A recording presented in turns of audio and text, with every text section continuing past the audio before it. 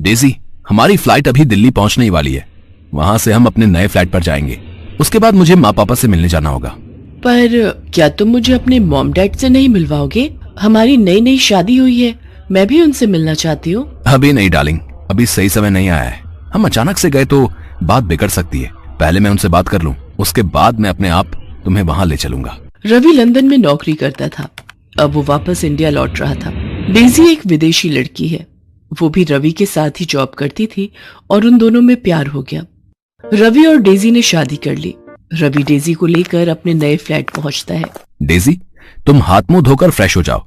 मैं माँ पापा से मिलकर थोड़ी देर में आ जाऊंगा और खाना भी घर से ही पैक करवा लूंगा। रवि डेजी को फ्लैट में छोड़कर अपने घर पहुंचता है। उसे सामने देखकर उसके माता पिता बहुत खुश होते हैं, पर कोई और भी खुश था जो दरवाजे की ओट से रवि को देख रहा था, और वो थी रवि की पहली पत्नी शोभा। शोभा एक सीधी सादी लड़की थी। रवि 3 साल पहले जब लंदन गया तो जाने से पहले ही उसकी शादी शोभा से करा दी गई थी, पर रवि शोभा को बिल्कुल भी पसंद नहीं करता था। इसका कारण यही था कि शोभा गांव की लड़की थी। अच्छा हुआ तू वापस आ गया, अब शोभा के साथ आराम से रहना। तुम दोनों को तो बिल्कुल समय ही नहीं मिला एक दूसरे के साथ रहने का। अरे जानकी, अब इसने कहाँ जाना है? अब तो इसने अपनी पत्नी और होने वाले बाल बच्चों की जिम्मेदारी ही संभालनी है। माँ जी, मैंने इनके लिए खीर बनाई थी, मैं ले आऊं? हाँ हाँ बहू, इसमें पूछने वाली कौन सी बात है। विदेश में तो वैसे भी इसे खीर खाने को नहीं मिलती होगी। तुम दोनों आराम से बैठकर खाना खाओ, और बहू, हमारा खाना हमारे कमरे में ही दे देना। चलो जी, इतने दिनों बाद बेटा आया है, दोनों को एक साथ बैठकर बात करने दो। मौका अच्छा है, शोभा से खाना पैक करवा लेता हूँ। ये लोग खीर खाकर बताओ कैसी बनी है। शोभा, खीर तो बहुत लाजवाब बनी है। वो मेरा एक दोस्त मुझसे मिलना चाहता है। क्या तुम उसके लिए भी थोड़ा खाना और खीर पैक कर दोगी? उससे बहुत समय बाद मिल रहा हूं, तो तुम्हारे हाथ का खाना भी खिला दूंगा। अच्छा, आपको खीर इतनी पसंद आई?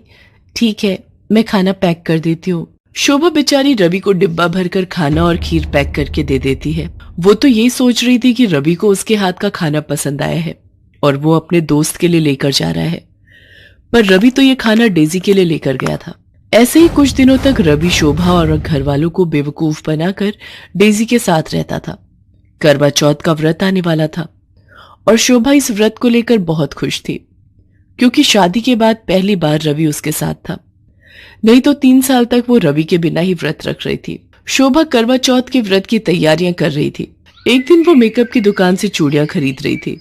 तभी डेजी भी उस दुकान पर शॉपिंग के लिए आती है। भैया, मुझे सभी रंगों की चूड़ियां देना।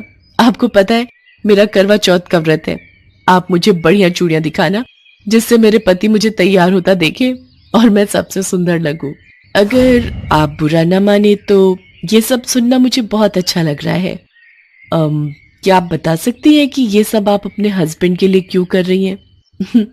आप तो विदेशी मेम साहब लग रही हो। आपको करवा चौथ के व्रत के बारे में नहीं पता? ये व्रत हर सुहागिन अपने पति की लंबी उम्र के लिए रखती है। आपकी शादी हो गई? जी, मेरी कुछ ही महीने पहले शादी हुई है। मैं भी इस व्रत को रखना चाहती हूँ। क्या आप मुझे इसके बारे में बताएंगी? मैं यहाँ पर किसी को भी नहीं जानती हूँ। अगर आप मेरी इतनी हेल्प कर दें। ऐसे ही बातें करते हुए शोभा और डेजी अच्छी दोस्त बन गई। शोभा डेजी को करवा चौथ के व्रत की सारी तैयारी करवाती है, पूरी शॉपिंग करवाती है। डेजी को शोभा का स्वभाव बहुत अच्छा लगता है।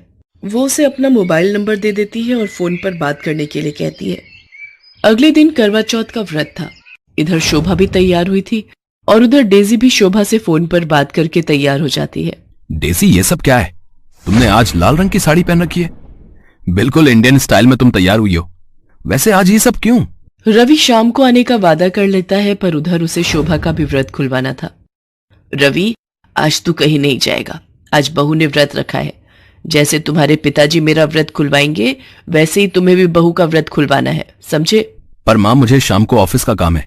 अच्छा ठीक है, पर मैं ज्यादा देर तक नहीं रुकूंगा। मुझे किसी जरूरी काम से बाहर जाना है। शाम को रवि जल्दी जल्दी शोभा का व्रत खुलवाता है और डेजी के पास पहुंचता है। डेजी उसका इंतजार कर रही थी।